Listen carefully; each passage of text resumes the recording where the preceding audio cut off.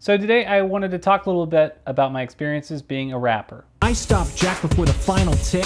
Hopefully I'm done being a dick, cause tonight I fought for a noble cause. By the way, Jack was eaten by Werewolf Oz. So I've recorded about 4 songs now. They're all Buffy the Vampire Slayer themed, and it's been fun. I've been doing it as the character Xander Harris, which is kind of a nerdy character that's sort of a perv and a high school student, and it's been kind of rad. Last night I recorded a rap song, and I think it's my best so far, and I was kind of proud of myself for like not doing a certain number of things, which I'll get into. So here's what I've learned trying to create rap music. 1, when you first start creating rap music, you kind of want to imitate other rappers that you're familiar with.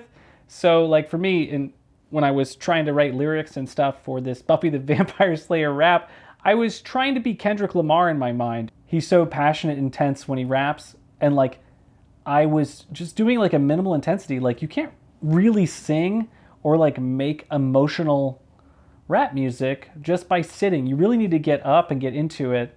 And like I've done all my rapping sitting down so far, and like I know if I just stood up and created a space where it's okay to stand up, and like it would be more powerful. Like every rap that like Dr. Dre records is incredibly emotional. It's like emotionally intense, and like I sound like in the rap music I recorded like I'm pretending to have emotions, like I'm playing a character. 2, for me, being a character makes it a lot easier. Like I'm rapping as the Xander Harris character from Buffy the Vampire Slayer. That is a lot easier than trying to rap as Michael Poley. A couple people asked me like, why don't you do a Michael Poley rap? And like, I don't know if I'm ready for that. Like I need to rap a little bit longer as Xander Harris and Michael Poley and like figure out what my voice is. Because like it's so hard to find a voice that feels like it's really you. The other kind of interesting thing is like when you try to create music, and this is so obvious, but I've never tried to really create music. I think there's like one random song I tried to write like many years ago. One song many years ago, and then I was in a couple of really random bands in high school. You know, you did choral music. I did choral music for a while, but like I didn't like try to start my own band. People asked me like, hey, would you sing in my band? Because I was good at singing in a choir. Well, it doesn't really translate as it turns out. What's been really fun is it's prompted me to listen to a lot of older music and to really think about music. So I started listening to older Beastie Boys stuff and Slick Rick and stuff, and like I'm really enjoying it because you start to think about how songs are constructed and the challenges with constructing songs. And it makes music a lot more fun. So people have unlocked that secret that if you try to write music and listen to music, it makes music sound so much more amazing. Good on you. I'm just catching up. So as I mentioned, I'm doing like basically impressions of other rappers, and while I initially reached for Kendrick Lamar and I try to do like a little bit of Drake kind of thing, I totally can't do those things. However, Beastie Boys and a little bit of Slick Rick has been okay. I've been able to like do characters that sound a little bit like that. I'm still doing a character though. And I'm doing most of the music in GarageBand, which has been a lot of fun. I use a lot of pro or more professional products when I'm editing video. So I thought about using a more professional product for editing audio, but like I'm not doing anything so complicated where I've broken what GarageBand can do at this point. Though I really feel like I'm about to. Like it's so hard to control levels of audio. You basically can control audio levels for an entire track. I mean, GarageBand's fascinating. Like it's fun to use. It's like very easy to import tracks and start playing around. But as soon as you start to try to make like tweaks and adjustments, like, oh, I'd like to crossfade these 2 sounds together, or I'd like to adjust the levels so this thing starts low and then builds to high.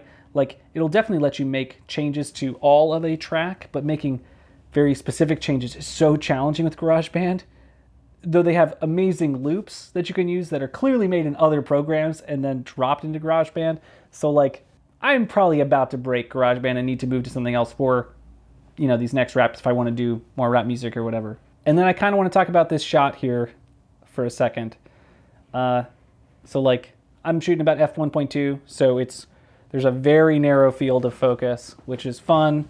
It might be a little bit hot on my head. I got, these random lights up here. I took like 15 minutes to set this up because I had not been taking any time in the previous vlogs to set up a shot. And I know that all these vloggers that I've watched are obsessed with this shot, with like making the shot where they look into the camera the best that they possibly can, that's evenly lit.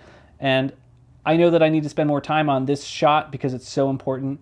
And it's it feels like the main reason people even Google things related to video is to figure out how to do this shot so they look good when they're staring into a lens and talking about the top 10 ways to make your page rise in Google search results. Like, this is the shot they're trying to figure out. And then also how to make movies. It's this shot and then cinema and special effects or whatever. I'm going to still be tweaking this shot because, like, I don't know what the best vlogger shot for me is. Maybe it's a constantly moving one. But definitely with a more studio look. It's going to take some time to figure it out.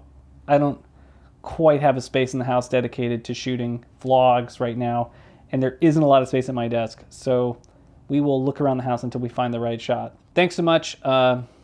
Be sure to like, subscribe, tell your friends, comment. Let me know what you think about the weird raps. They were a lot of fun to put together and hopefully fun to listen to. I have made them as a person that is becoming a fan of Buffy the Vampire Slayer, but slowly. So if you're new to Buffy, they will not make any sense. And if you listen to all of Buffy, they probably also will be a little bit annoying because I haven't watched all of Buffy. Because, you know, the podcast Buffy version, kind of the deal is like I'm trying to control the amount of Buffy that I consume. So I'm only consuming the television show 1 week at a time, which is both like a lot of fun to like bullshit about a show for an hour a week, but it's also excruciating because you can't watch ahead and the spoilers are out there. So I can't really look up anything related to Buffy. I'll do a whole vlog about Buffy Virgin in like this week or next week or whatever. It's kind of a weird thing that I want to talk a little bit more about. It's been a fun experiment for the past year. So anyway, thanks so much.